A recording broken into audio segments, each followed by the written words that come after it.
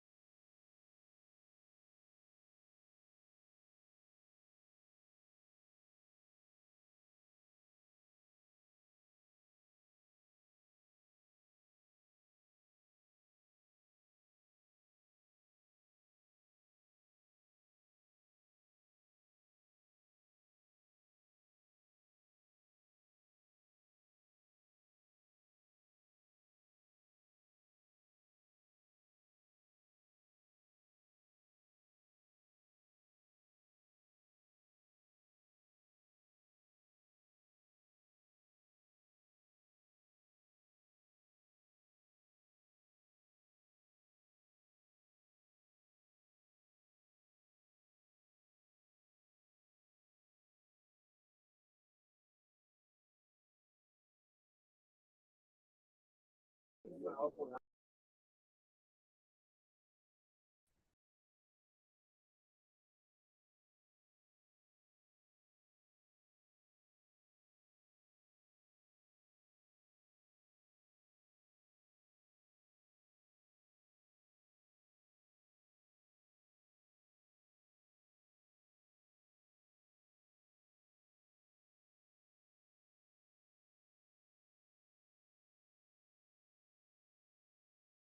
morning, everyone. We'll start in another 5 minutes.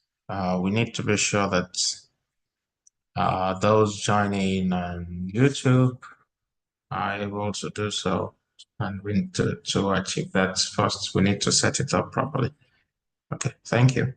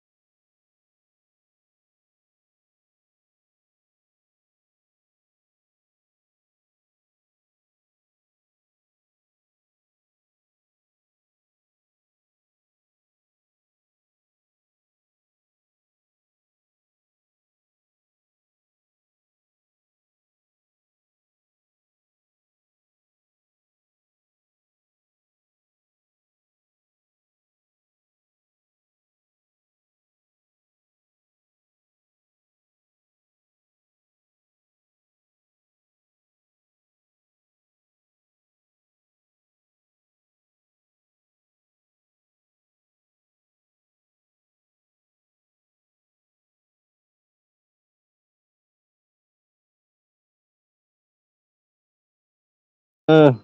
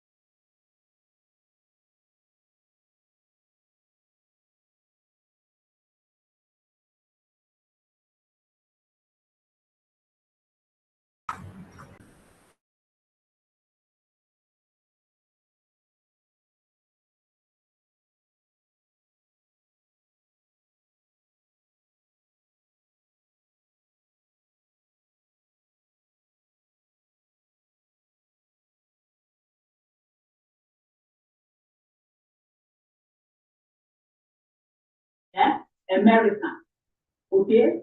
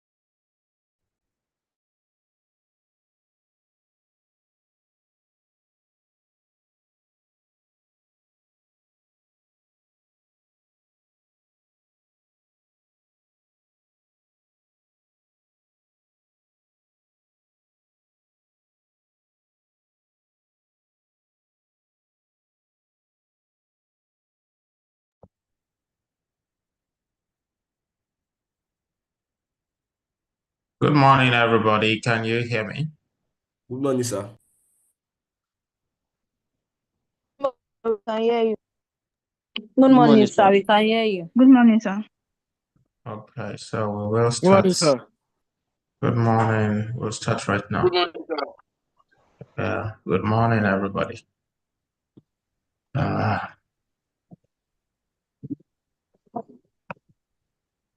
So today we'll be talking about research methods in sociology.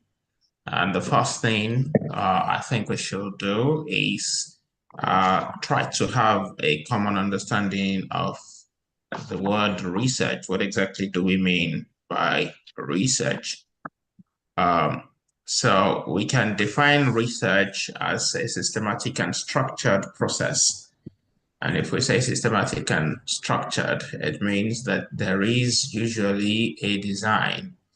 That is, the process is planned and there is a design. And then it's about inquiry, that is about finding out, it's about investigation. So, like I said earlier, it has to be planned, and it has to be deliberate. So it's possible, for instance, that you are finding out about things. Research is about finding out, but then it is about deliberately finding out, or it is about finding things out in a planned way or in a systematic way. And then another thing we should give attention to is that research is rigorous, which means that we try to ensure that our explanations go beyond what we will consider pedestrian, of the kind of conclusion that people who are not trained will reach. Rather, as researchers, as sociologists, the expectation is that we are very thorough in reaching conclusions. We're not in a hurry to reach conclusions. We have to be rigorous. So in sociology, if for instance you say that there is, if for instance you discover that all the people who attended maybe a tutorial passed a course, all of them passed. Well, it will be very tempting to conclude that, okay, sorry, how many people are not hearing me clearly? Is that a general experience, or can you hear me clearly? Yes, sir. Yes, sir. Yes, sir. We can hear you. Okay. Yes, sir, we can hear you. So if you can hear clearly, it means that whoever can't hear, because someone sent a message now that they can't hear. It's possible that your internet connection is not strong enough. So I'll encourage that maybe you move to a place where you can get better quality internet. Okay, so like I was saying, if some people attend tutorials and then they pass, someone may want to reach the conclusion that attending a tutorial will lead to success.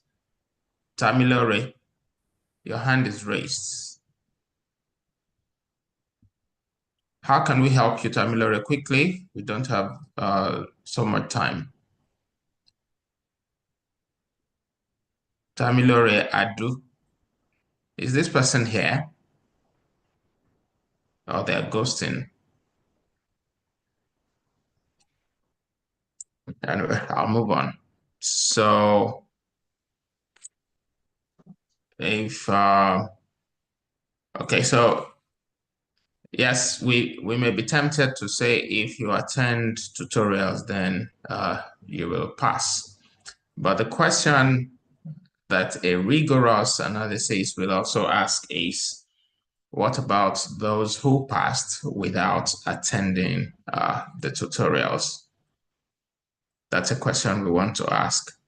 So, and then it's also possible that there could be another, what the first thing we want to ask, what about those without tutorials who also passed? If you want to say that this is what causes success in an exam, okay? And then it's also possible that you have some people who attended the tutorial but failed. What about those who attended tutorials but failed? So when you start considering all these possibilities, then you may end up coming to the conclusion that maybe attendance or participation in tutorial is not necessarily what causes success or brings about success in the exam.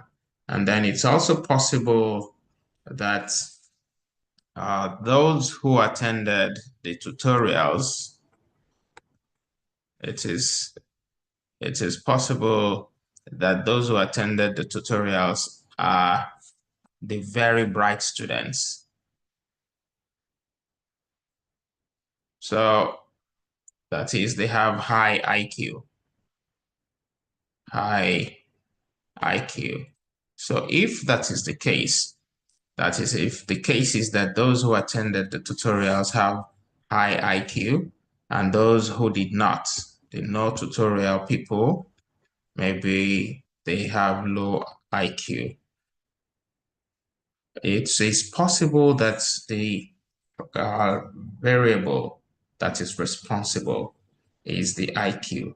That is what is leading to success and not necessarily the tutorial, which means that even if they don't attend tutorials, they may still pass. So when we do research, we're not in a hurry to conclude, and that's why we talk about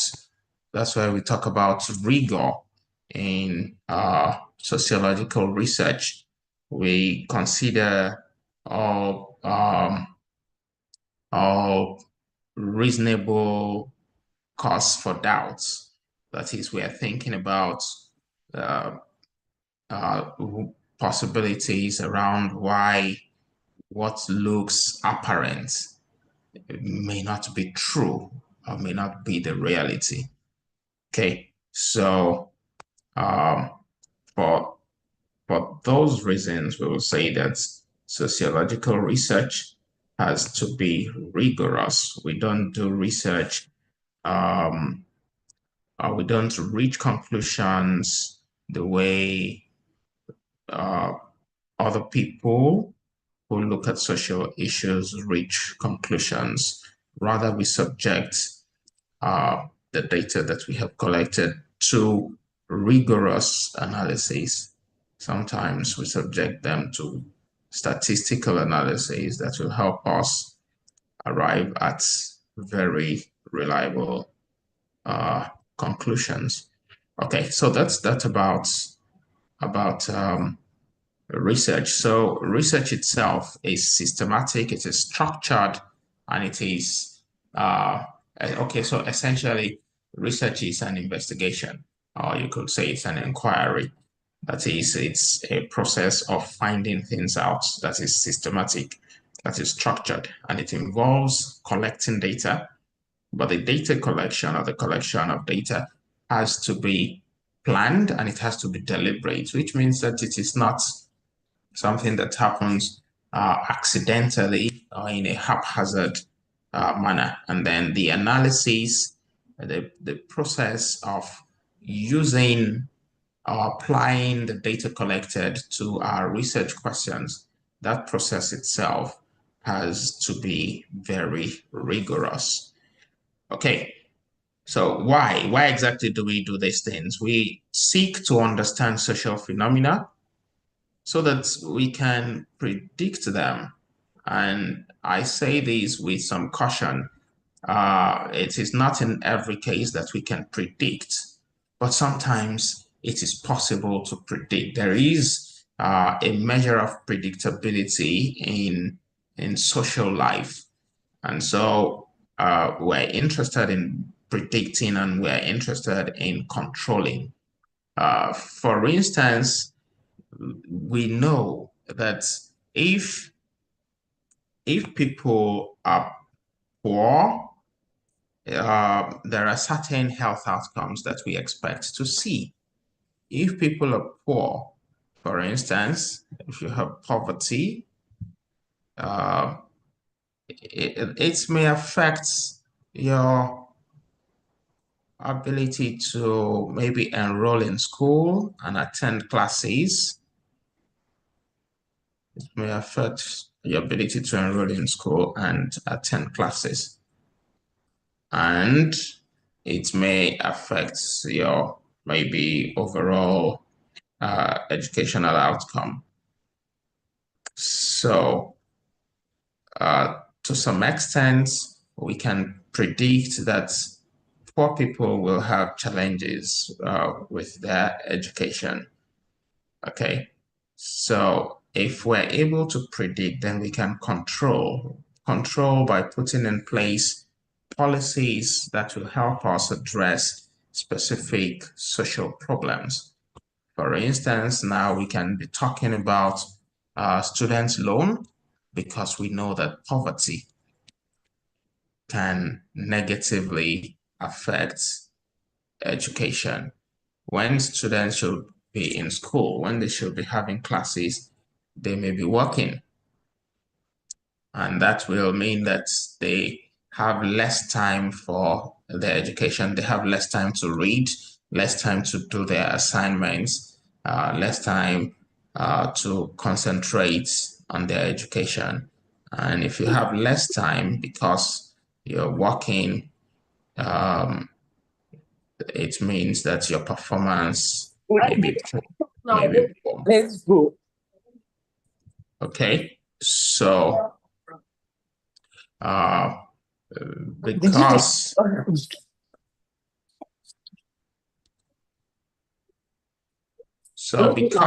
of this, we can now come up with a policy, maybe on student loan, for instance. Yes. Who is this person disturbing us?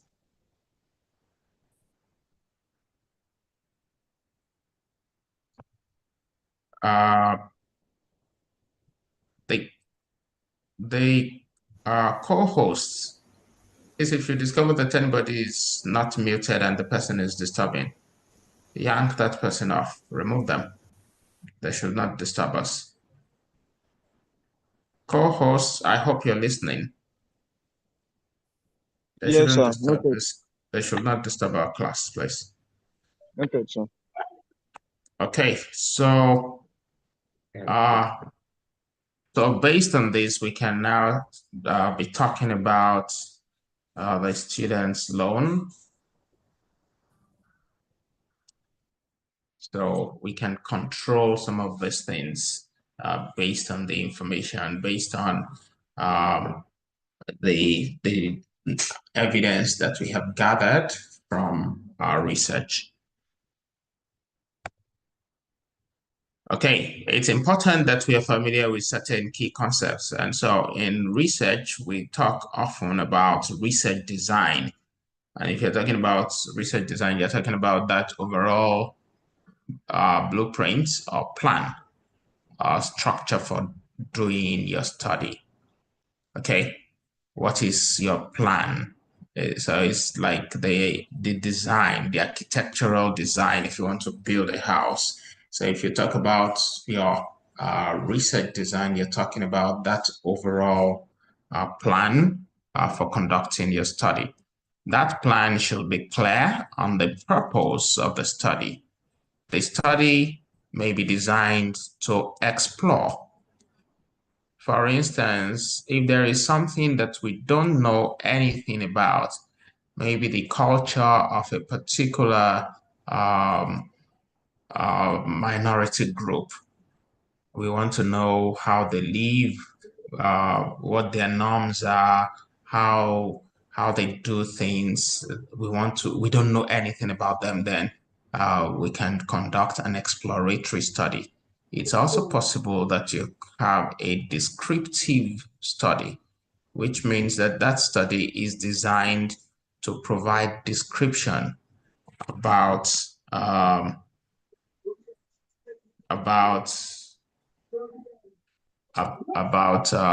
particular maybe population or about a particular social phenomenon. Now, we can also conduct a study to explain. So the purpose of a study can be, the study can be explanatory. Okay, so if you're describing your research design, it's important that you're clear. So if you say a study is explanatory, it means that it's showing, maybe it's explaining why a particular thing is the way it is. For instance, it may be explaining that smoking is associated with poor academic performance. Or it may be explaining that poverty is associated with political apathy.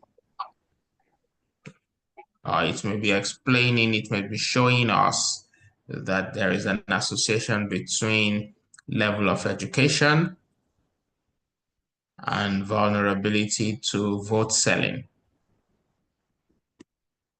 It may be showing us whether people of a particular class are more likely to take an insurance policy, for instance. Okay, so the moment you're answering the question why, then you're explaining, so you're doing an explanatory study. Not every study is explanatory.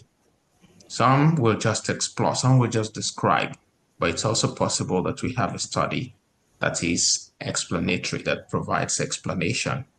Okay. And then your research design will also talk about the study population. Who are the people you're studying? Who is the study about? And then what is your unit of analysis? When we talk about the unit of analysis, it is possible that, okay, so usually in sociology, the unit of analysis is the individual, because our studies are usually about individuals, about people. And so when we draw conclusions about people. So we can say people who are raised in polygynous homes, and by polygyny we mean marriage of one man to multiple wives. So we can say people who are raised in polygynous homes are more likely to have stable marriages when they grow up. Or we can say the opposite. We can say people who are raised in polygynous homes. Or we can say people who are raised by single parents are more likely to have marital problems in the form of maybe divorce or separation. Okay. But you'll see that there we're talking about people, individuals. So that's one unit of analysis. It's possible also that we are talking about families or households. It's possible that the unit of analysis, sorry, let me just erase some of the things we have on the screen so that I can have more space. So apart from individuals, we can talk about households, or we can talk about groups. We can talk about dyads, like maybe a friendship, for instance, a pair. So it depends on what the interest is. The unit of analysis. So it's possible that we're talking about individuals. It's possible we're talking, the study can also be about maybe sexual partners, which means that you're not talking about just one person, you're talking about partners. It's possible that we're talking about couples. The study can be about couples, which means that you'll be collecting information about couples and not necessarily about individuals. It's possible that your unit of analysis is the family. It's possible that it is an organization. We can study organizations, for instance. We can look at organizational, maybe leadership style, and the commitment of workers to those organizations. So that's a thing we may be interested in as sociologists. But if we're talking about organizations, you see that the variables we're interested in will no longer be things that relate to specific individuals. Rather, we'll be talking about the organization. For instance, we will be talking about the size of the organization. We will be talking about the number of departments within the organization. But if you're dealing with individuals, can you talk about number of departments of an individual? Can we? No, sir. No, we can't. No, Okay. sir. So the point we're making is that you can have different units of analysis, and in your research design, you should be clear on what the unit of analysis is. And that can be the individual, partners, or couples, or families, or organizations, or even communities. Sometimes we study communities, and sometimes we even study whole societies and countries, whole societies/countries. So that's another important thing that your overall structure or plan, your blueprint should indicate. The first thing is the purpose. The second thing is the study population and the units of analysis. Who are the people you're studying? And then your selection of participants. How are you selecting the participants? Another very important thing is the time dimension of your study. Is the study a one-time study, or is it a longitudinal study, so to say? Sometimes you have a study that is done just at once and it ends there. But it's possible that you have a study designed that's designed to collect data over a period of time. So the time dimension is another important thing. And then your study design will also, your research design will also talk about methods of data collection and methods of analyzing the data. The other words we use for research are study, investigation, and inquiry. So these are like synonyms for research. Now, it's not a very good thing or acceptable thing to pluralize research, to say he has conducted many researches. That is not a good expression. We typically don't. Of course, you could find it. It's possible that you find that kind of expression in some context, but it's not it's not the right thing to say. Rather, if we are to pluralize research, we should be talking about studies. We should use in place of this, should talk about studies. So typically in research writings, in academic writings, we will say research has shown. And by research, we mean that body of knowledge, overall body of knowledge, or the accumulation of knowledge from several studies. So we'll expect us to say research has shown that people who get involved early in crime are likely to become recidivists, which means that they're likely to become repeat offenders.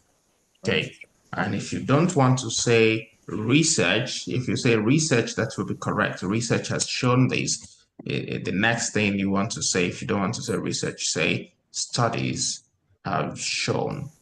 Okay, so if we're talking about studies, investigation, or inquiry, we're still talking about research. Then the people who conduct research are known as researchers. It's also possible that, okay, I should have written research here. The people conducting the research, please cancel this, are the researchers, or we also refer to them as investigators. The people from whom we collect data are referred to as participants, or depending on the type of study, we call them respondents. We call them respondents if the study is a survey, for instance. People responding to a survey are referred to as respondents. Okay, another thing we should be familiar with is this concept of sampling techniques, and that refers to the methods of selecting participants for a study. And there are two broad categories. I don't know whether somewhere along the line we'll still come back to this. Okay, but the two broad categories are probability sampling techniques and the non-probability sampling techniques. Then the methods of data collection. So if you're talking about the methods of data collection, you're talking about how you're collecting your data. It can be through a survey. It can be through interviews or observation or focus group discussions, or through secondary data, maybe from government statistics or records kept by different organizations. Okay, and then ethics in research. We talk about ethics in research, we're talking about those core principles that guide the conduct of research. The core principles guiding the conduct of research, that's what we mean by ethics. And the core principles are respect for persons, one, beneficence, sometimes we say beneficence, and non-maleficence, two, then the third one, justice. These are the core principles that guide the conduct of our research. So ethics refer to those moral standards or principles governing practice within a given field. Another concept that's very important is validity. If you say a study is valid, it means that it measures what it is designed to measure. Okay, for instance, if I am interested in measuring your, maybe I'm doing a study and I want to measure students' academic performance. If I want to measure performance, how are students performing? Exactly. Which of these do you think will measure performance, academic performance? Let me say A. I want to use location or maybe residence, where you live. And by that I mean whether you live in whether you live on the island or you live on the mainland. And two, I want to use maybe CGPA. C, maybe UME score. Then D, I want to use monthly allowance. So what do you think will be a valid measurement in my study? I want to measure academic performance, students' performance. What are your thoughts? A, residence, whether it's mainland or island, or B, CGPA, C, UME score, D, monthly allowance. B, CGPA. That's B, CGPA. B, sir. Okay, you think B, CGPA is a valid measurement, right? Yes. Yes, sir. What about monthly allowance?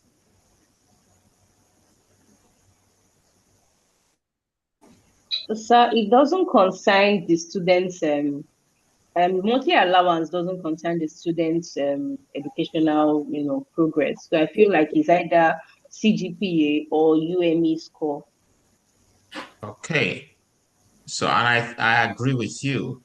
Monthly allowance is not a valid way to measure performance.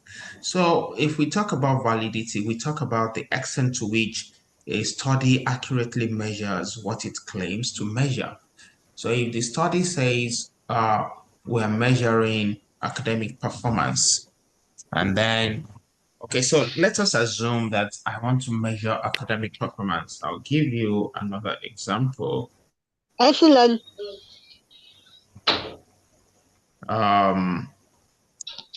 So we're interested in measuring academic performance, and to measure it, we're asking students to tell us, to answer some questions.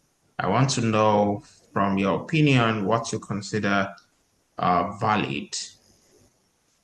Still on academic performance, if I am to measure academic performance, and I'm asking students these questions. One question is,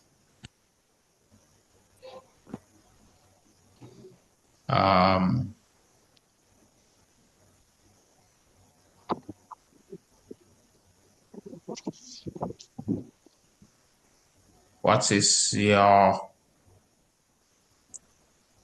CGPA? Another is,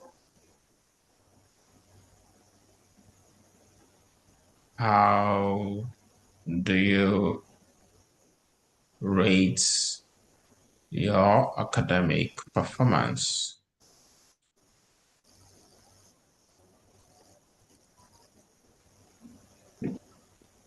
Then C,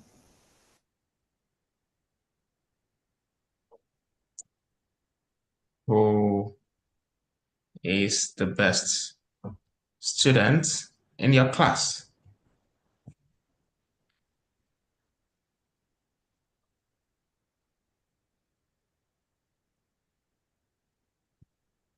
Then D,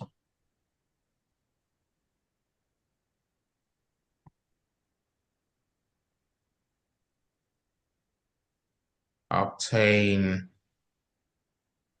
CGPA from students' broadsheets.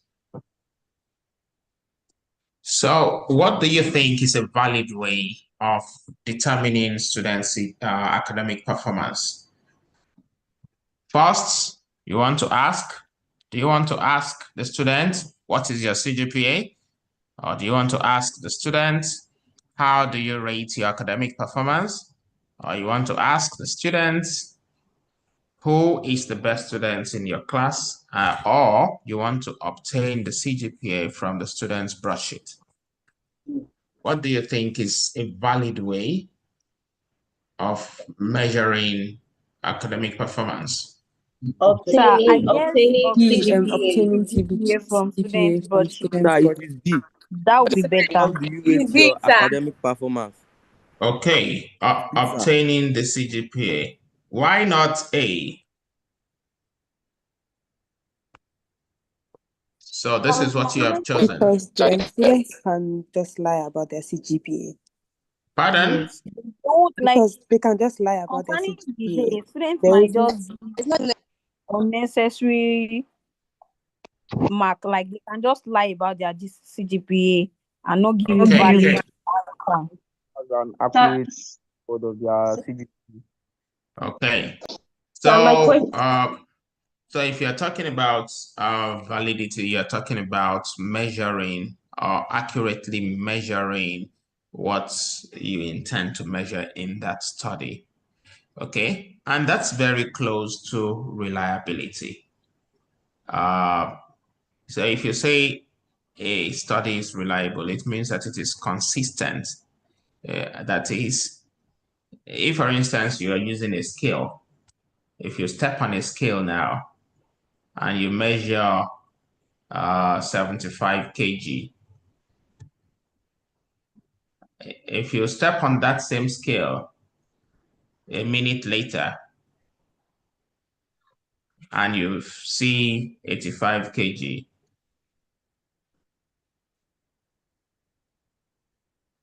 what will be your thinking? What would you say?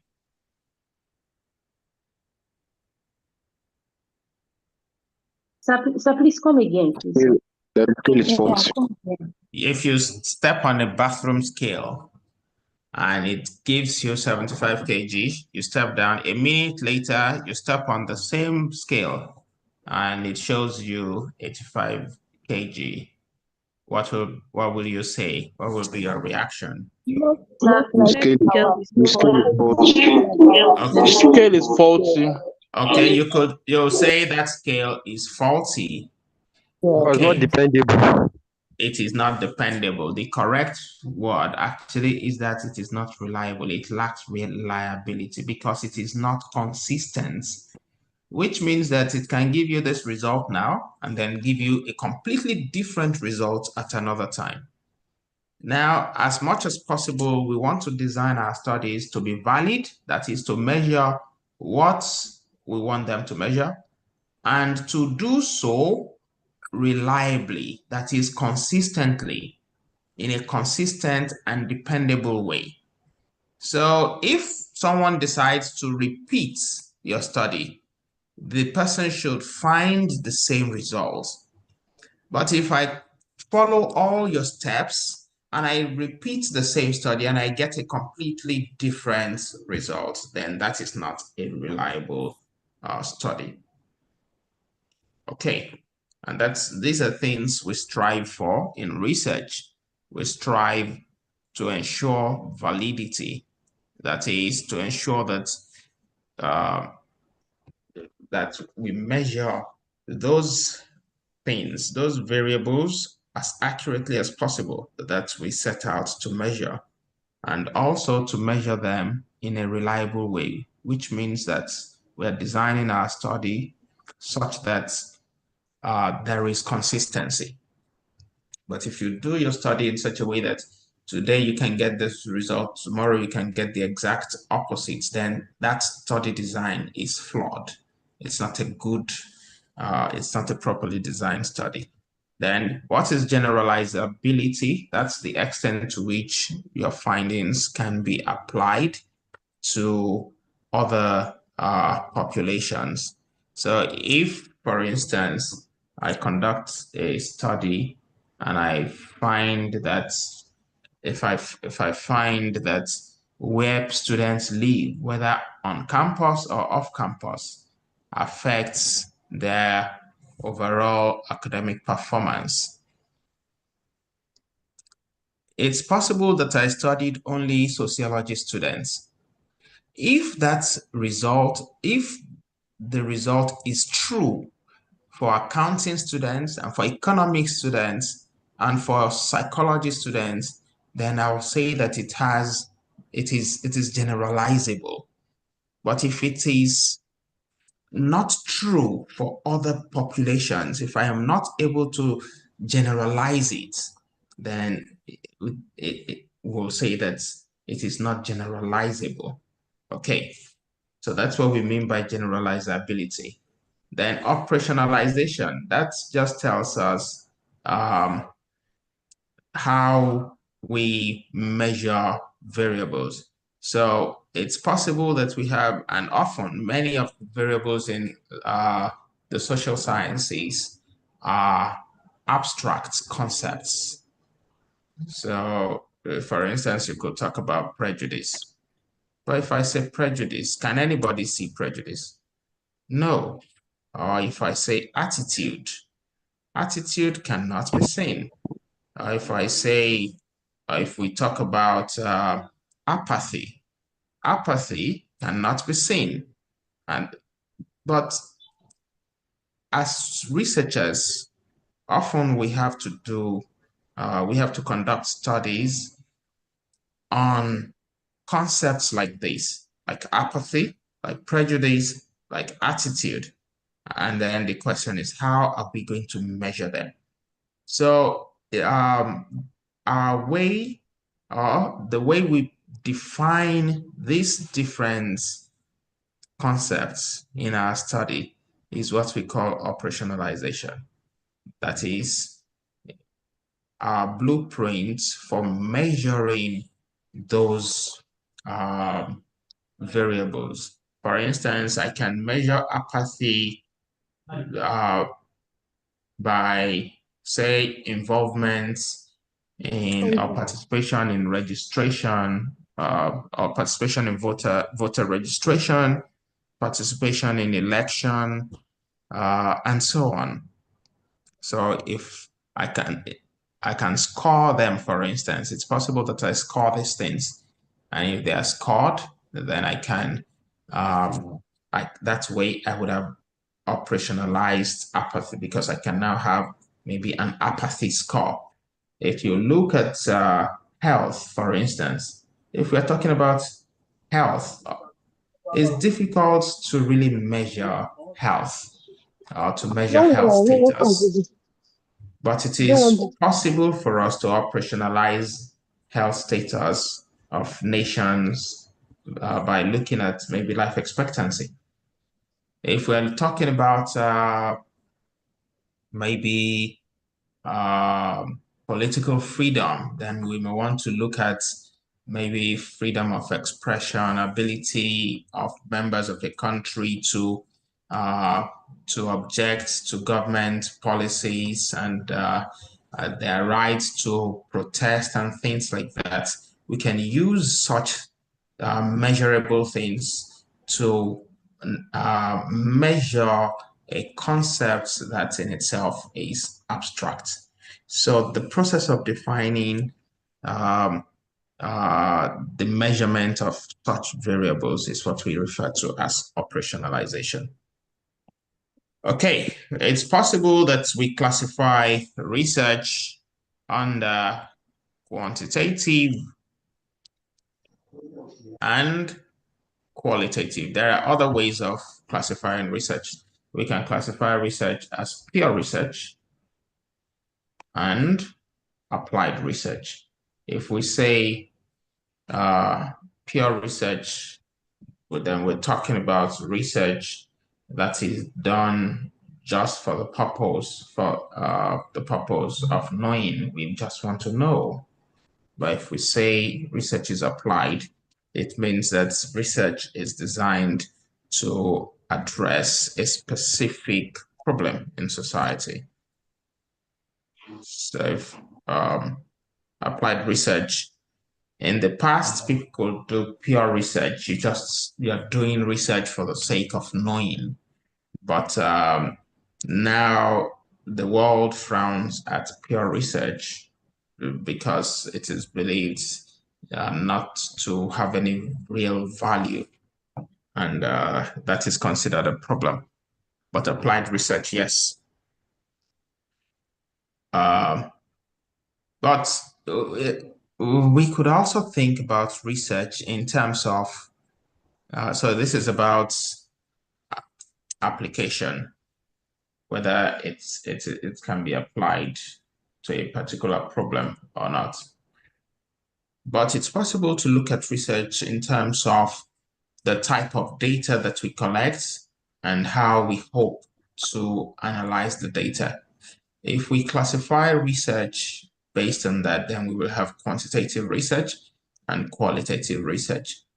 So if we collect data that we can subject to statistical analysis, data that will allow us test hypotheses, for instance, data that will allow us generate maybe statistics, then we'll say that is, so anything that is going to be analyzed statistically is quantitative.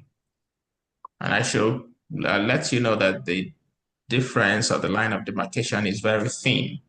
Sometimes quantitative data may be treated qualitatively.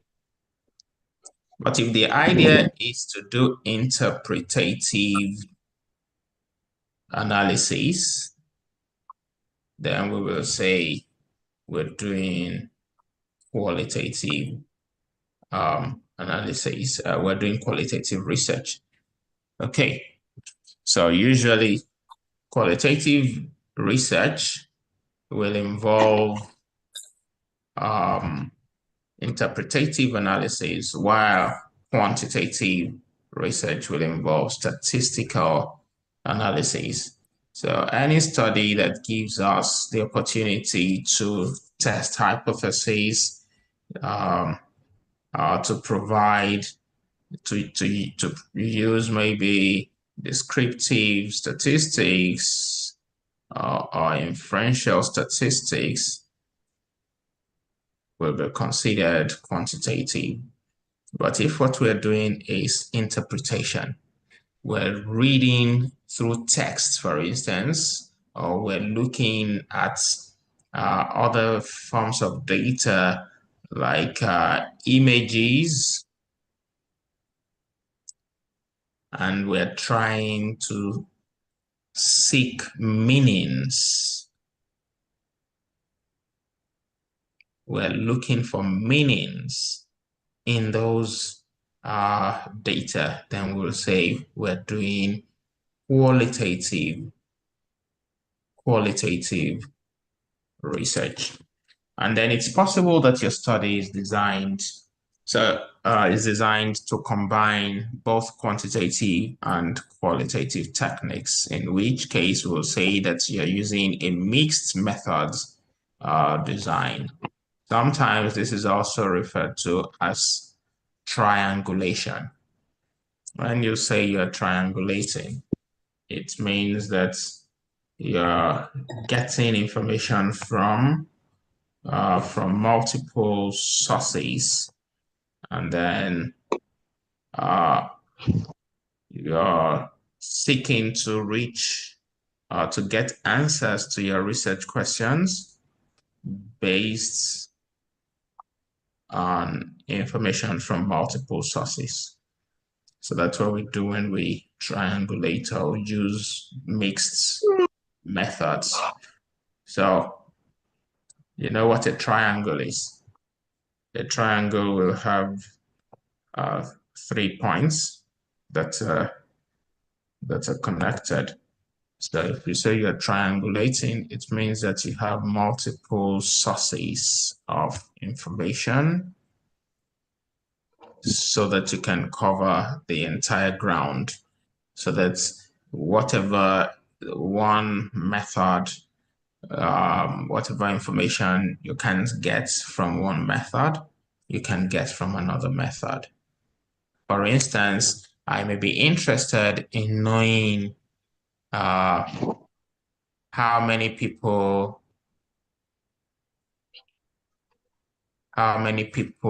smoke in the class. So I may also be interested in knowing why people smoke, and I may be interested in knowing how people smoke. How do they smoke? Now, to answer the first question, what method do you think I'll apply? Do you think will it make sense to do something that is to gather information that I want to subject to statistical analysis or interpretative analysis? If I want to know how many people smoke. Interpretative, sir. Interpretative? Quantitative. Quantitative Statistical. So, quantitative or statistical analysis, because this way I can get information and say those who smoke and those who don't smoke, non-smokers. I can say the smokers are 50 and the non-smokers are 150. I can get percentages and say smokers account for 25%, non-smokers account for 75%. Now, this is descriptive statistics. So it answers that question. But let us go to the second question. Why do people smoke? Do you think will this be interpretative or statistical? Interpretative, sir. Interpretative. So this is going to be interpretative. Okay, because I'll be asking them why they smoke and they will provide me explanations in words. They will describe all those things and then I can analyze it. I can interpret their reasons for smoking. What about how people smoke? How do they smoke? Will I do that quantitatively or qualitatively? Qualitatively. This will also be qualitative. Okay, because if I want to know how they smoke, I may need to observe it and watch and write down. Okay, this is how they smoke. They puff it, and then they take in the smoke and wait for maybe 15 seconds, and they puff it out. Okay, so, but that's not really something that is analyzed statistically. It is something that is analyzed more qualitatively. Okay, but of course, like I said, the line between quantitative and qualitative research is thin. And sometimes what you think is qualitative may be analyzed quantitatively. It is possible. For instance, the time, I can now begin to look at the duration between the time that you take in the smoke and the time, how many seconds will it take on the average for you to puff out or to release the smoke that you have inhaled. One person may keep it in for 15 seconds, another 10 seconds, another 5 seconds, another 25 seconds, and so on. And then I can begin now to calculate maybe the average time that is used before releasing the smoke. If I do that, I am already doing quantitative analysis. But ordinarily, the how is qualitative because I want to interpret people's responses, or I want to observe what people are doing and then interpret it. So it is interpretative in a way, but there is also a sense in which that same information can be subjected to some form of quantitative analysis. And that shows us the nature of research, how fluid things can be. But if I am interested in all these three questions in my study, then I should be thinking about mixed methods, because it is the mixed methods that will allow me to combine both quantitative and qualitative techniques or methods of data collection. So that's what we mean by mixed methods research. Also, so the quantitative methods typically are surveys. And what do you do in a survey? I know that many of us would have taken part in surveys. In a survey, a sample is drawn from the entire population. So assume for instance that I want to study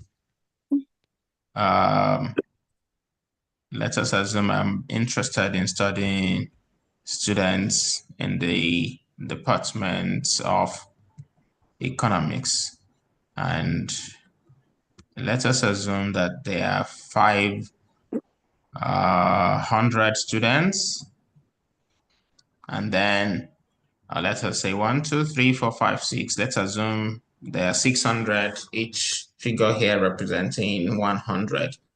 And I don't have the resources to study all 600 students in the department. If I take just 200 of them, so we'll say this is the population. Swan is the best teacher ever. Hello, please don't disturb.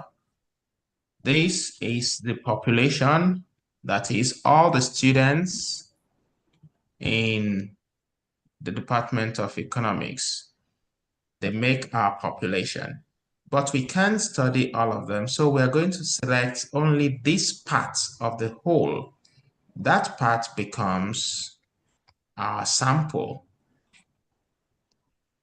Okay, so what we do in a survey is that we take a sample from the whole population and then we interact with that sample. We can interact through the use of a questionnaire. The tool we use in a survey is called questionnaire. And what do you have in your questionnaire? You have questions, and sometimes you have statements that you tell people to either agree to. So we have questions, that those questions can come in different forms. And then we also have statements. Questions, for instance, you could ask, what's your age? What's your sex? Level in school? Ask also about maybe type of secondary school attended, whether it is private versus public. These are questions you can ask in a survey. And then the questions in a survey can be open-ended or close-ended. If you say questions are open-ended, it means that there are no options. But if they are close-ended, there are options. For instance, if you say sex, you can have male that they can tick from and female. So the respondents can choose from those options. So you'll say that's a close-ended question if there are options. If there are no options, that is, you are allowing them to respond using their own words, then you'll say that's an open-ended question. Okay, so a survey usually will have questions, different types of questions. And in addition, a survey can have statements that can be used to create scales. For instance, if I am interested in knowing about students' attitude towards, I want to know about students' attitude towards online lectures. And I ask, online If I say online lectures, give room for teacher-student interaction.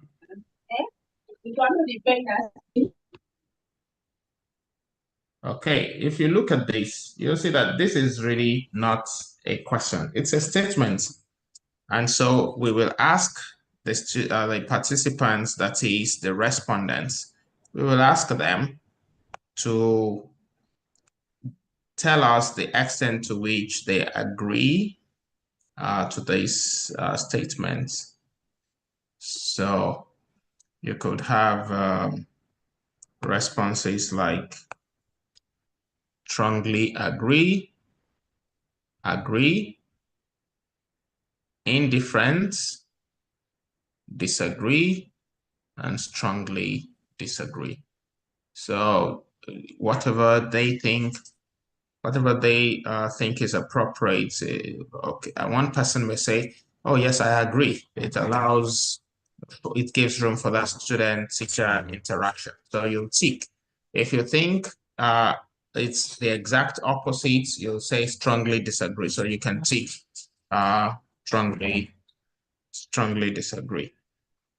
So that's the that's the difference between statements and questions. So your survey questionnaire typically will contain questions and statements, so which you expect respondents to respond. And that's what you do with your survey, and you'll analyze that quantitatively. The census is similar. The difference is that the census covers the entire population. That's the difference between the census and the survey. The survey will include only the sample, but they're very similar. It's also possible to have experiments or quasi-experiments. Please give me 1 minute. I'll be with you shortly. Good morning. Good morning, Mr. Satanjabi. Somebody came to the office. So he said you want to come and see you. And I've not seen the person before. That's why I was coming. So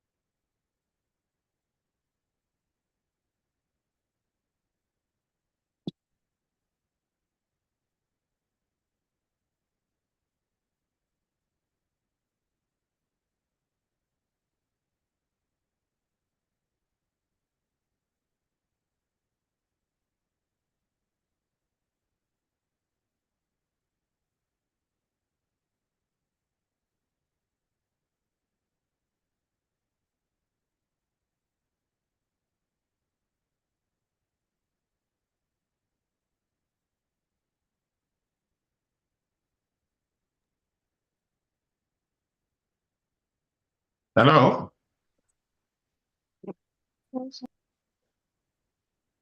Hello? Hello, sir. Yes, sorry for that break.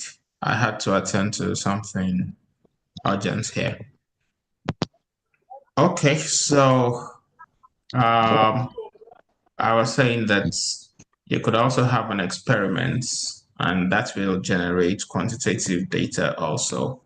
If you have an experiment, and especially for those of us in psychology, I know that you still do a lot in this area, but in sociology, yes, we also have experimental designs. And basically, when you're conducting an experiment, you have two groups. You have the experimental group and the control group. Of course, experiments can have different forms, but basically, this is what you have. You have some people in one group that you call the experimental group. Those are the people to which you will administer your I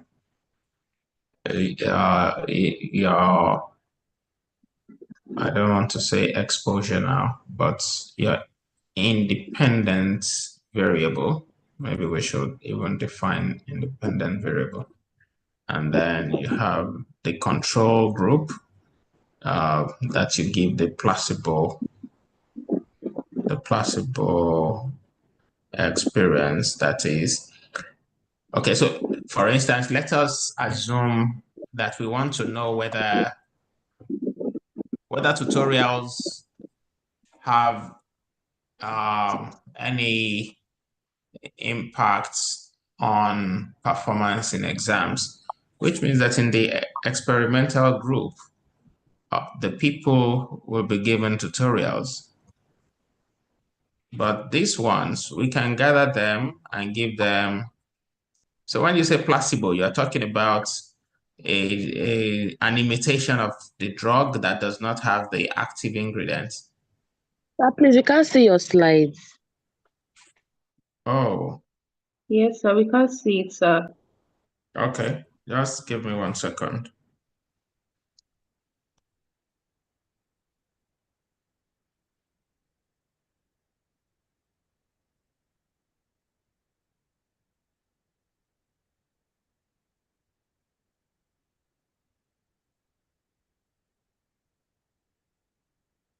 Can you see the slides now? Yes, sir. Yeah. Thank you, sir. Okay, so in an experimental design, you have two groups. We want to know whether tutorials yield the desired results or not. So some people will be given the tutorial, and then another group will not experience the tutorial, and we'll give them a test at the end to see whether those in the experimental group will perform better than those in the control group. I was talking about the placebo. So those who get when you say placebo, you are referring to a kind of drug with the active ingredient. No, that is what makes that drug work. It's not there, but it's an imitation of the drug. So a kind of placebo in this case will be maybe a moral instruction that has nothing to do with the exam. But these people in the experimental group will be given tutorial about the course. And then, but before we do that, we would have measured performance at the beginning to be sure that those in the experimental group are not smarter than those in the control group. That is, to be sure that they are similar, they are at the same level. And then we'll now introduce this variable tutorial, but we'll not introduce the tutorial here. These ones will have no tutorial.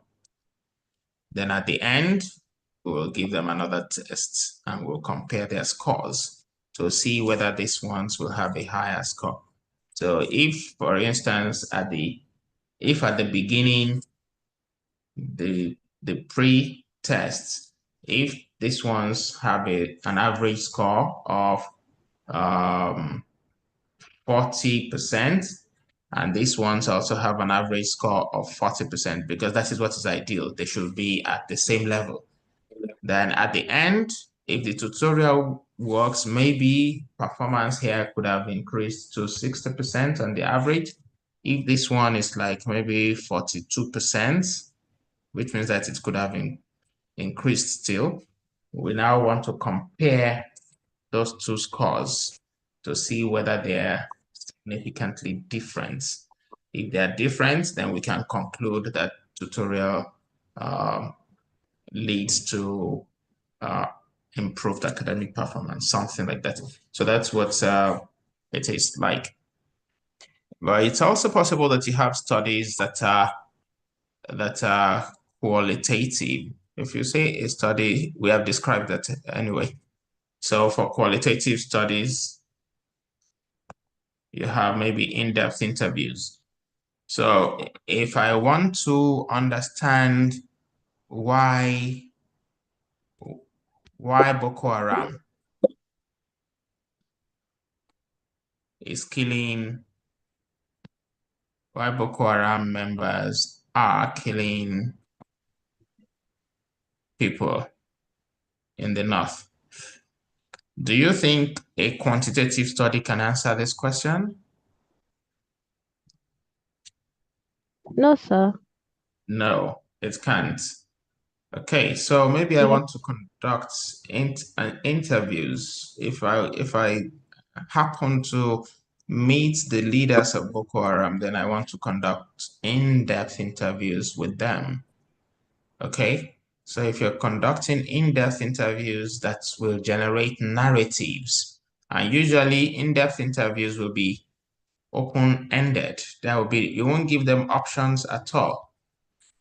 And it's going to be very discursive.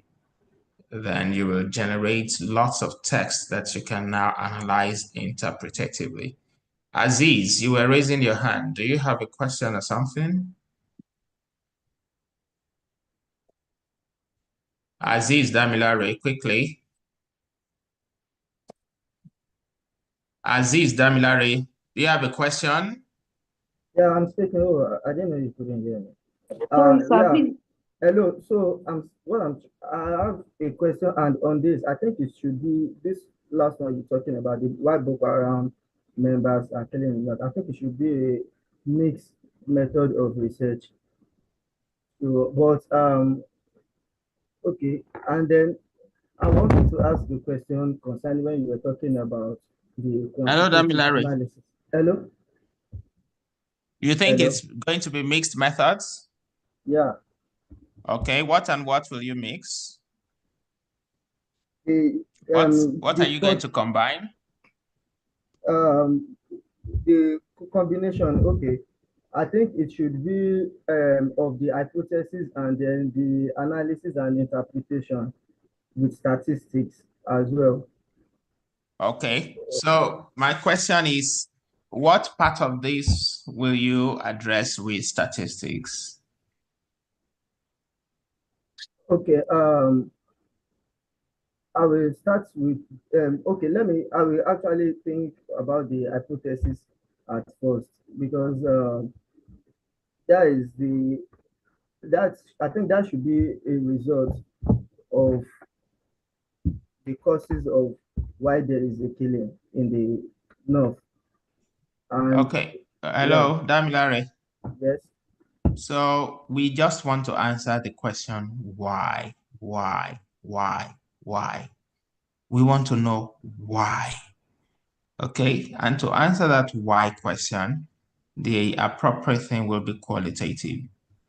If we're interested in knowing how many people have been killed, for instance, maybe we will be considering a survey, or maybe how many people have been displaced, or you want to know whether there is an association between certain variables and vulnerability to Boko Haram attacks, maybe you can start talking about mixed methods. But if all we want to find out is why are they doing what they're doing, then we should just be thinking about qualitative techniques for that. But we don't have enough time, so we'll need to start racing now, because by 12 the class has to come to an end. But it's also possible that you have focus group discussions. Okay, so interviews, there are different types of interviews. Please write down your questions. We'll take them together later. You can have in-depth interviews. You can have individual interviews.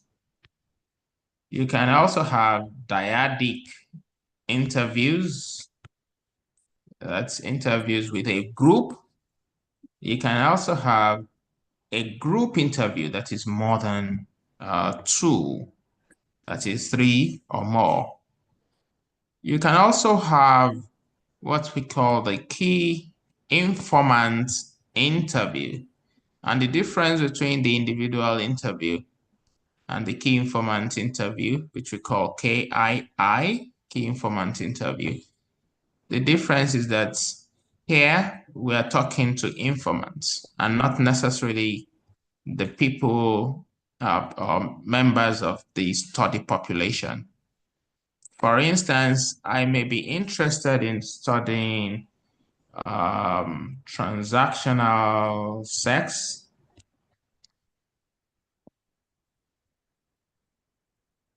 or sex work, for instance.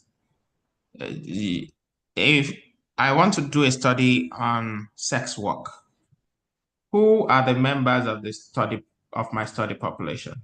Who should be members of my study population?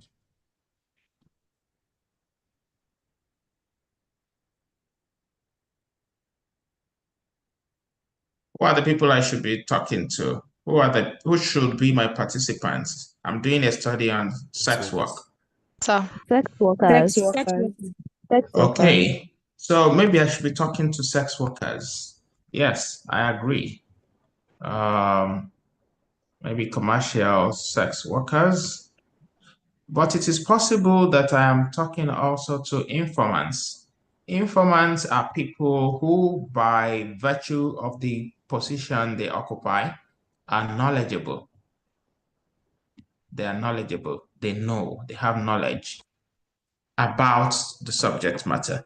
So who do you think would be informants in this case?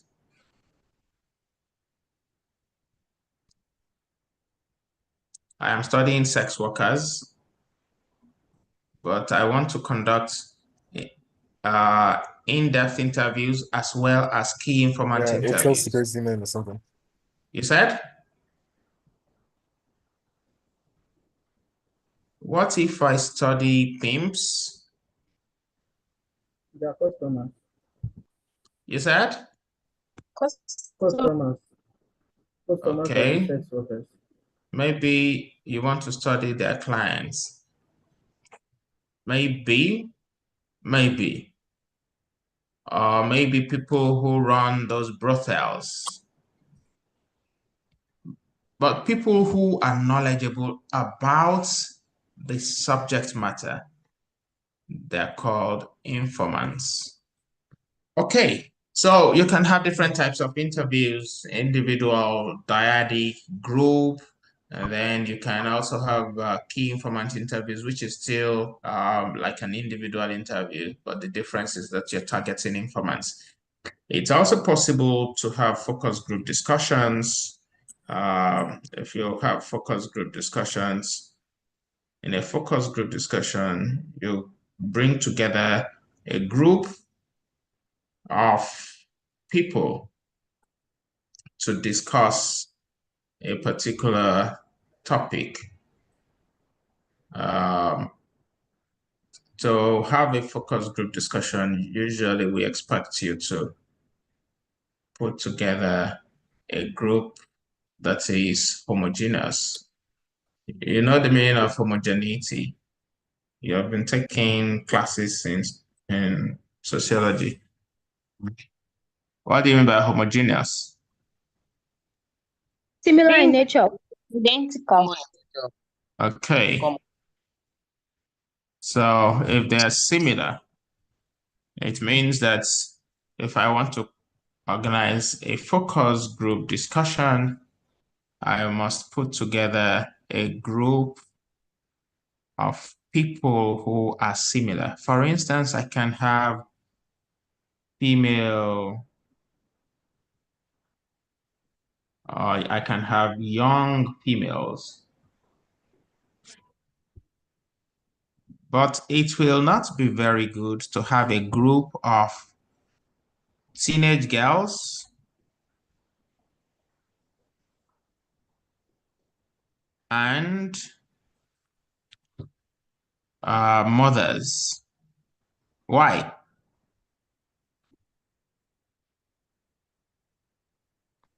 Differences in their ideologies.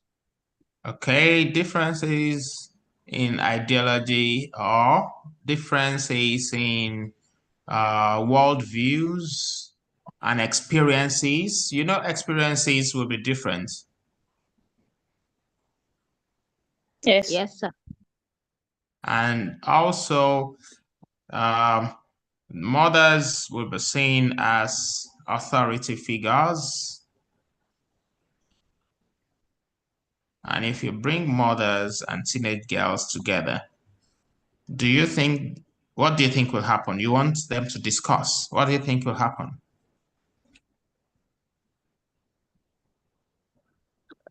The girls will not say what they actually want to say because they'll be scared of their mothers.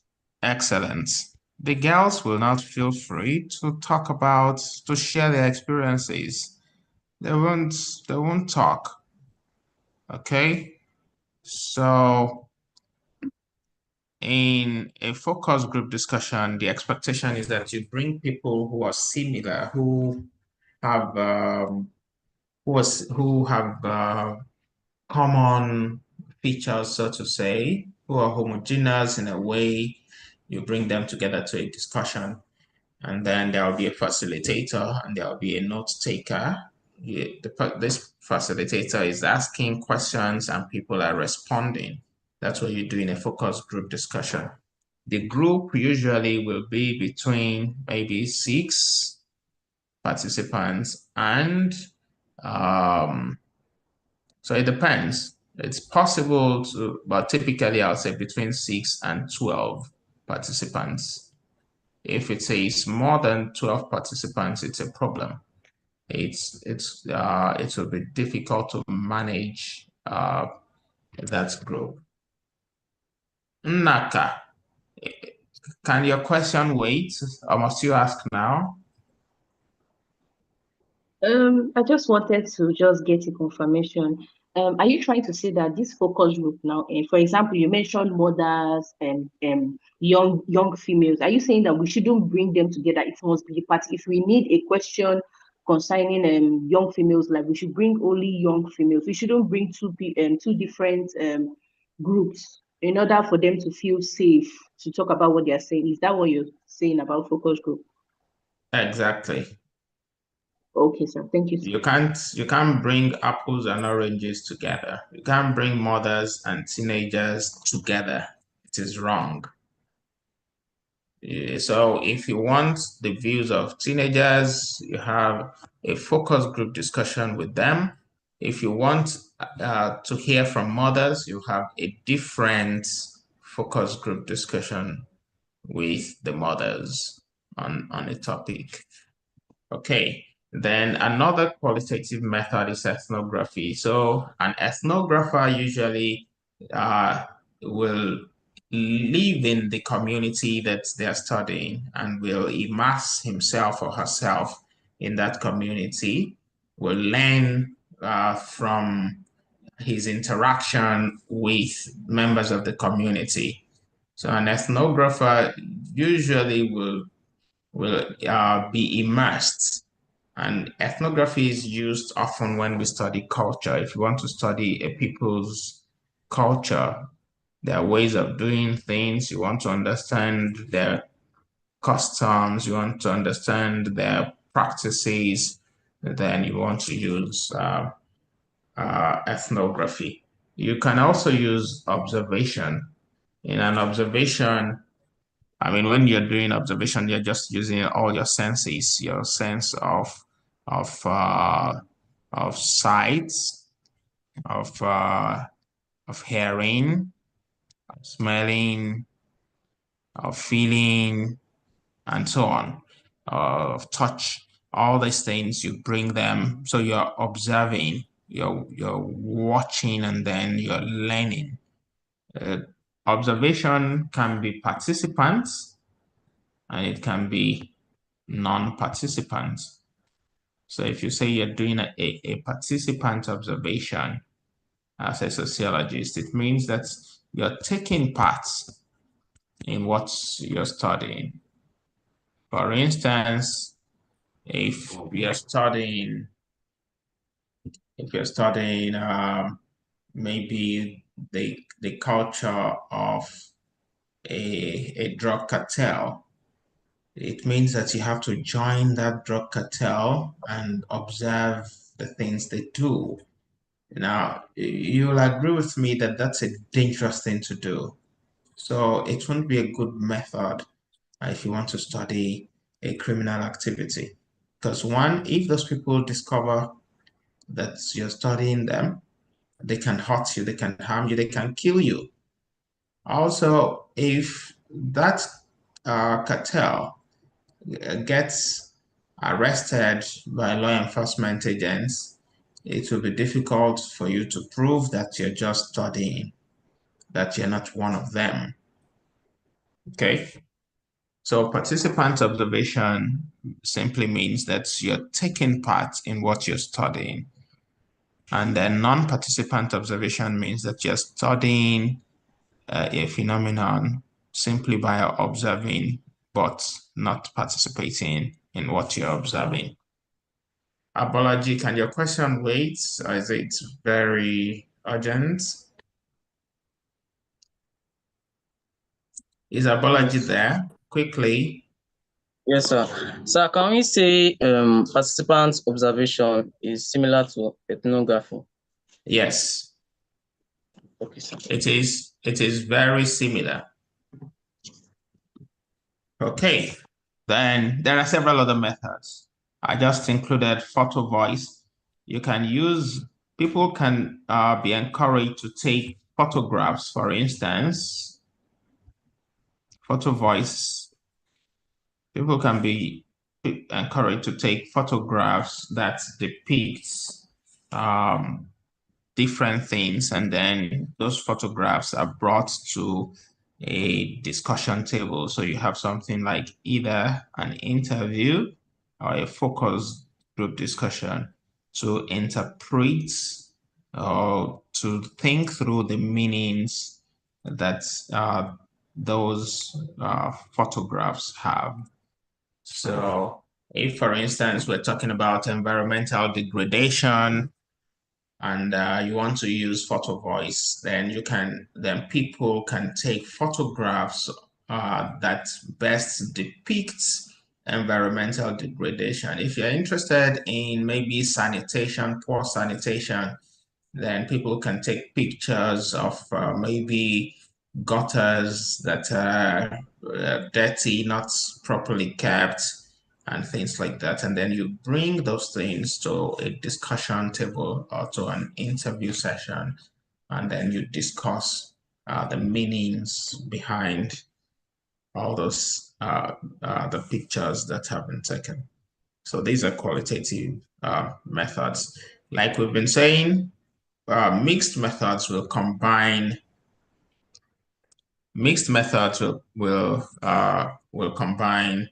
both qualitative and quantitative methods. That's what you do with mixed methods. You're combining different methods. And often mixed methods will give you a a more comprehensive understanding, because there are research questions that you may not be able to answer only with quantitative methods, and there are research questions that you may not be answer if you're using just qualitative methods. Then there are different ways of sampling or selecting cases. That's another thing you should keep in mind. So earlier we talked about selecting a sample. There are different sampling techniques, and they can be broadly categorized under probability and non-probability sampling techniques. If you say probability sampling techniques, you're referring to those techniques that make it possible for you to statistically determine the probability of being selected into the sample. That is the probability, that is with probability sampling techniques, you can statistically determine the chance of a particular element in the population being selected into the sample. But with non-probability sampling techniques, you cannot determine. Okay, so if I say simple random sampling, it means that I give all of them, all the members of the population, I give them an equal chance. I can use table of random numbers or do balloting, and then you'll say you're doing simple random sampling. Everybody gets an equal chance of being selected into the sample. But if I stratify it, let us assume, for instance, that in our class, 50% of the people, or let's even say 60% are girls and 40% are boys. If I want to select a sample of 50 people, I can stratify, which means that I'll say 60% of this, which is 30, must be girls, 30 girls, and 40%, which is 20, must be boys. So if I do this, I'll be stratifying. It's also possible to do systematic sampling. To do systematic sampling, this one involves a little bit of calculation. You determine your nth value, and then you select every nth element in the at this level. We won't require you to know this technical calculation, but just know that you can do it in a systematic way, and you can also do your sampling at different stages. It may involve different stages of selection. But it's possible that we also use purposive sampling, which is just picking a particular element on purpose because it meets a particular criterion. In that case, you are not particular about representation or giving a fair chance to all the elements. You just select an element that meets a particular criterion. And then you can also use quota sampling, which is similar to stratified sampling, but with quota, we're not random in our selection. I can just select 30 girls and select 20 boys, but how I select them does not matter to me. I can select them anyhow. I can select the first 30 I see and the first 20 I see, which is just, but it's similar to systematic sampling. And then I can snowball. If I say I'm snowballing, it means I'm using references. That is, if I select one person, and I can use snowball, especially when dealing with a hard to find population. For instance, if I'm studying the population of men who have sex with men, if I see one, I can tell that person to refer me to another person. And then this person refers me to maybe 2 people. I'll select this as part of my sample. I'll select this person and this person as part of my sample. This one also refers me to this and this and this. I'll add all of them until I have my sample size. That's what you do when you snowball and the population continues to grow. And then data analysis. Earlier we talked about rigor in analysis. It's important that we are rigorous in our analysis. And we said earlier, the quantitative analysis is statistical. That's where we test hypotheses.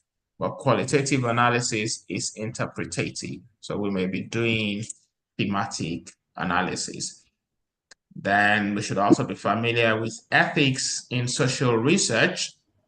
And there are core principles of ethics.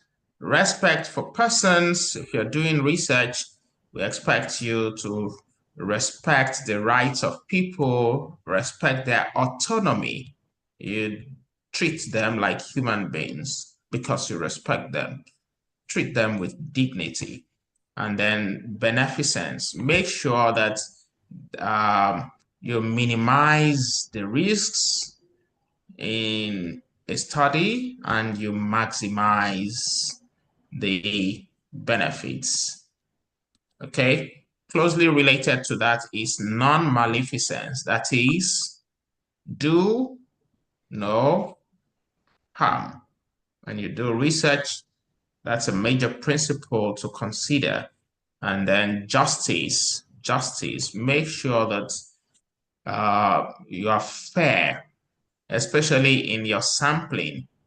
Don't design a study that will put the burden on Mr. A or community A. This is one community, this is another community. This is a poor community, and this is a rich community. If you're designing your study, if you do the study here, you conduct your study here, and then when the result is out, you channel the benefits to the rich. Will you say that is equitable? Will you say there is justice in that? No, sir. No justice. So make sure that you share the benefits and the burden of the research in an equitable and just way. And because of these core principles,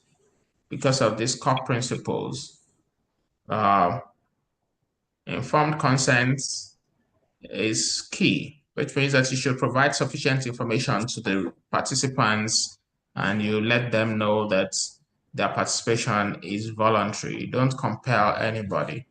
Then you should keep their information confidential. That is, don't make the information available to a third party. You should use the information strictly for the purpose of research. Then anonymity means that you're going to preserve the identity of the people participating in your study. Don't deceive. And then you should provide sufficient information. Don't deceive them. Don't lure them into the study. You should, like we said, avoid harm to participants. Let them know the purpose. We talked earlier about confidentiality and anonymity. And then you should, like we said, minimize the risk and then ensure the well-being of the participants. So sociological research itself aims at understanding social phenomena. And the idea is that if we understand, we can predict and then we can control. So the idea is to generate evidence. And as sociologists, we need to be careful in designing our studies, in determining what sampling techniques to use, what methods of data collection to use, and how we're analyzing our data. And we should also think very carefully about ethics so that we can ensure research that is both rigorous and acceptable because it's done in a responsible way. On that note, I want to bring the class to a close. Are there questions before we go? Naka. Yes, sir. Father, sir, can you hear me? Yes, I can hear you. Okay. Please, I don't know if you can go back to the slides of ethics in sociological research. Okay. There you said non-maleficent means do no harm. Yes. But what is beneficence? Beneficence is almost like the opposite. That is do good. That is, but let me explain it. Beneficence just tells us that if there will be any risks in our study, the risks should be minimized and the benefits to the participants should be maximized. Does that make sense, Naka? Yes, sir. Is it the same? Sorry, sir. Please, I wanted to say. Whoever is disturbing us, remove that person, co-hosts. If anybody is disturbing, let that person go. Okay? Yes. Yes, sir. I'm listening. I wanted to ask, so are you saying that beneficence is the same thing as justice because you are sharing the benefits, just like sharing the benefits? Okay. It's not the same thing. When you're talking about beneficence, you are talking about the participants. Now, we're saying that you should minimize, because some studies may have risks. And if you're talking about risks, the risks can come in many different ways. For instance, the risk can be physical or the harm, let's put it that way. You can harm them physically, even though that doesn't happen often in sociological research, but you can also harm them emotionally. For instance, if you tell them to recount experiences that are traumatizing, do you think you can harm them emotionally by doing that? Yes, sir. Yes, I can. Yes, you can harm them. You can also harm them economically. For instance, you tell people, meet me at New Hall, and then they have to transport themselves there. Do you think you have set them back economically or not? No, sir. You're meant to go to where they are. Okay, but what happens if you now tell them to meet you in a place? They will have to start struggling to get transport, and they might end up not wanting to carry on.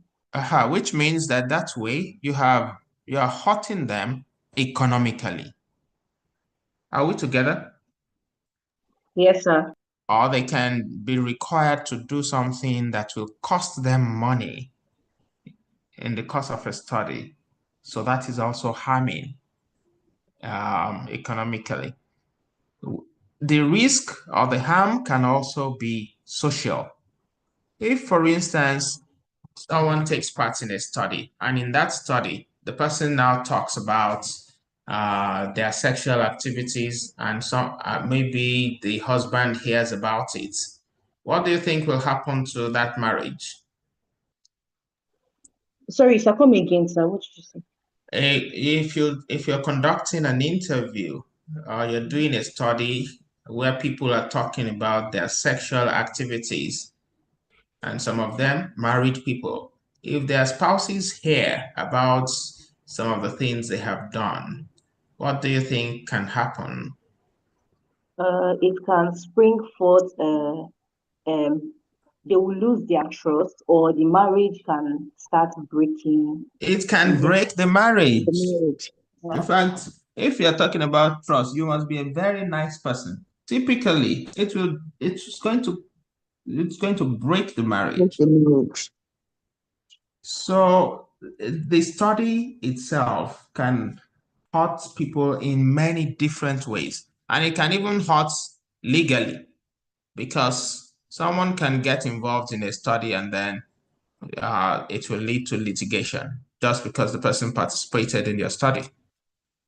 So what we're saying is that it's your responsibility to minimize the risk that the participants are bearing, and as much as possible, maximize their benefits from the study. It is, yes, it is related to justice, but it's not the same thing. This one is about the study participants, but the interpretation of justice goes beyond just the participants. We're talking of equity, justice in the broader sense, which means that if some people have participated in the study, it makes sense to allow them to be the first to benefit from that study and not some other people. Does that make sense? Yes, sir. Yes, sir. Okay. Abalaji, quickly. Sorry, I didn't know it's the cross-sectional survey and what is non-participant, non-probability sampling. What's your question? Sir, I said I did not understand the cross-sectional survey and cross-sectional survey. Yes, and also if you the say sir? non-participant, non-probability, non-what? probability sampling. Cross-sectional survey is a one-time survey. That is, you do it at a time. If, for instance, I conduct a survey now, and I include all the people, maybe I select a sample from all the departments taking SOC 101, and I interpret the findings and the study ends there. That will be a cross-sectional survey.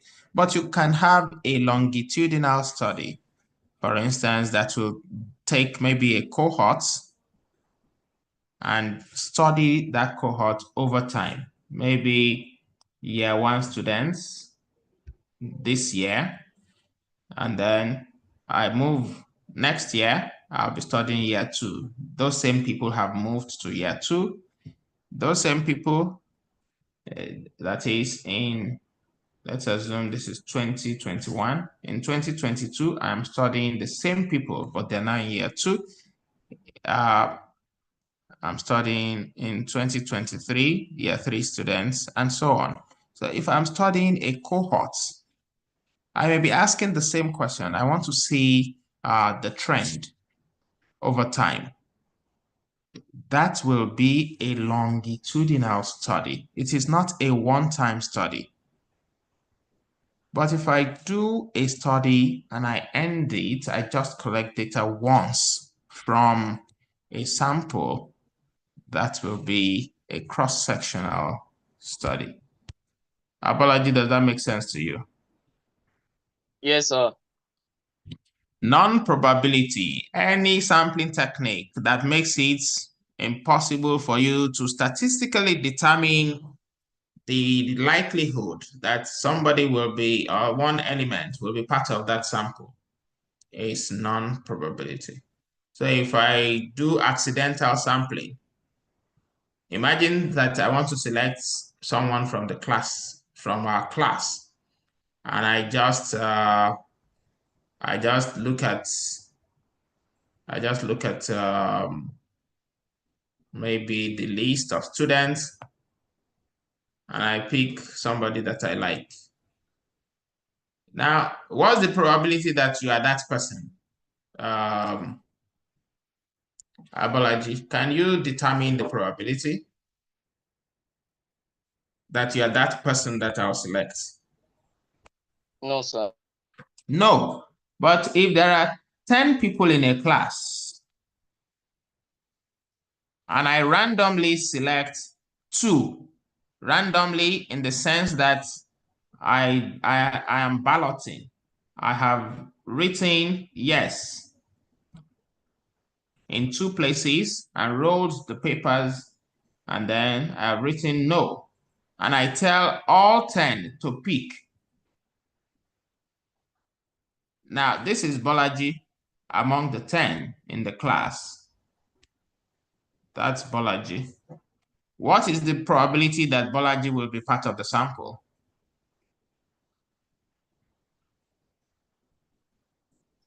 One over 10. 1 over what? 1 over 10. Where did you see 1? 1 over 1. 1 over 2. How many people are to be selected? 2. How many people are in that class? 10. 10. So what is the probability that Bolaji? 1 over 5. 1 over 5. The probability over is 5. 2 over 10, 5. which is 1 2 over over 5. 1 over 5. That is the probability. But if I select, imagine for instance that I want to select 2 people and I just stand at the gate of FSS and I select the first 2 people I see. Can you statistically determine the probability that someone will be part of that sample? No. No, because that is just accidental. Does that make sense? Yes, sir. So any sampling technique that makes it impossible for you to determine statistically the probability of being selected is a non-probability. That's why it's called non-probability. That is, it does not provide the probability. It's not possible to determine the probability of inclusion. But if it is a probability sampling technique, you can determine the probability or the chance that someone will be selected. All these ones are probability sampling techniques. These ones are non-probability sampling techniques. Are we together? Yeah. I mean, Yes, you can add to this. If you have accidental sampling, that is what we call accidental sampling. If you say judgmental, all those ones are non-probability sampling techniques because, I mean, with them, you can't calculate the probability that anybody will be part of the sample. But with probability sampling techniques, you can statistically determine the probability that someone will be part of the sample. Okay, any other question before we, Aziz Damilare, right. Please be fast. Okay, all right. So my question is, since hello, speak up. I can't hear you. Okay, you said in the analyzing of qualitative analysis, you spoke about interpretation and analysis, image, and image with text. And so what my question is that, what is the basis of all this information that you are analyzing? Because from what I could see, there is no direct involvement. That is like you're not getting directly involved in what you are analyzing. So both the interpretation of what you're interpreting, the image and everything, where do you get those if I can call it maybe example or specimen, where do you get it from to analyze, since they are not directly involved in the analyzing of it? Or could this be seen as the after the quantitative method has been done, is it the outcome of this that then we then analyze in the qualitative method? I did not say that you can't be involved. You will analyze if you conduct an interview, for instance, if you conduct a qualitative interview. That is, if for instance, if I interview you and I ask questions about your childhood, where were you born? Where did you grow up? How did you grow up? Tell us about your experiences as a child and things like that. You'll say many things. There'll be lots of narratives. You'll say things. Or if I conduct a focus group discussion, I'm asking open-ended questions. People are discussing generally. All the texts that we are getting, if I am to analyze the texts, I'll be analyzing qualitative data. Or if I am taking pictures, if you have pictures, I'm seeking meanings. So I didn't say that you are not involved. Of course, you have to conduct your own interviews. If you conduct the interviews and people talk to you, if you conduct the interviews, you'll need to develop the transcripts. Maybe you should know what I mean by transcripts. Yeah. The texts of the interview. You'll type the transcript and then you want to analyze the transcript.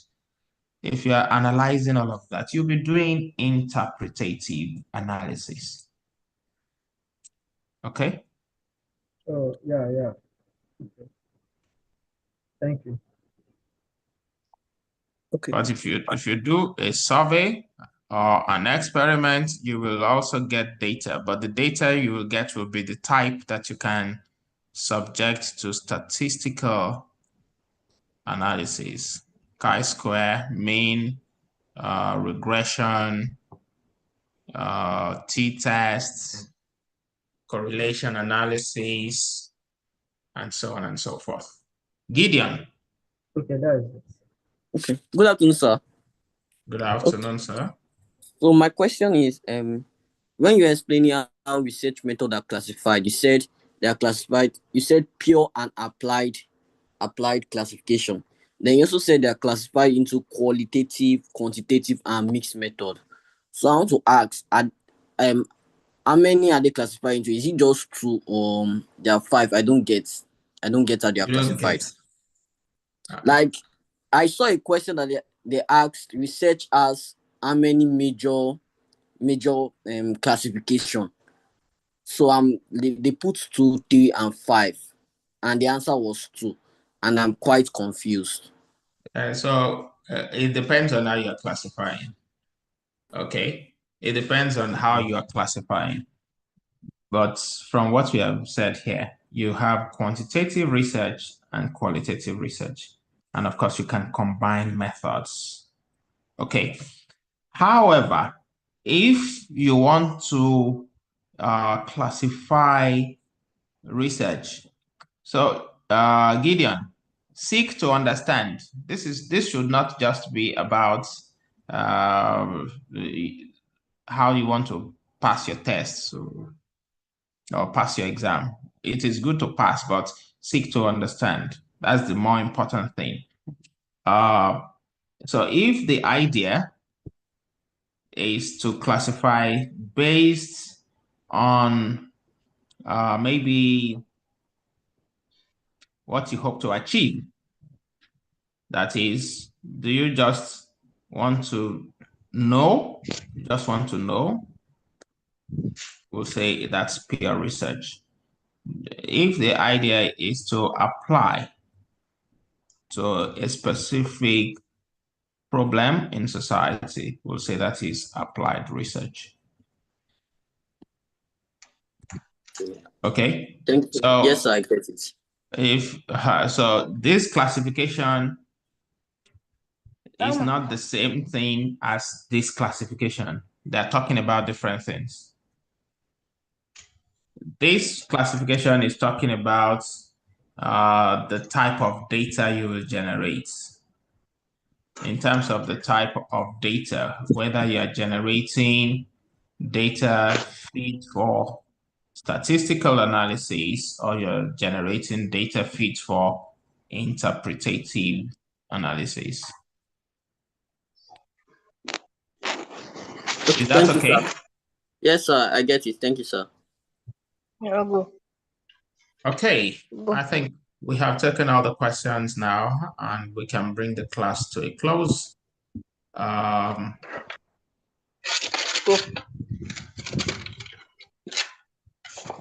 I think we should have one more class, right? Yes, sir. Yes, sir. Yes, sir. Yes.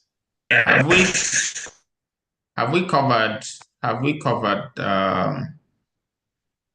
I was thinking, and I'm still thinking about maybe one or two more topics, but we'll communicate to you whether that will take place. And class reps, if you don't get any information from me on the day of your class, please reach out. You should have my WhatsApp number. Okay, on that note, we'll bring the class to a close. Thank you and have a happy week. Thank you, sir. Thank you, sir. Thank you, sir. Thank you so much.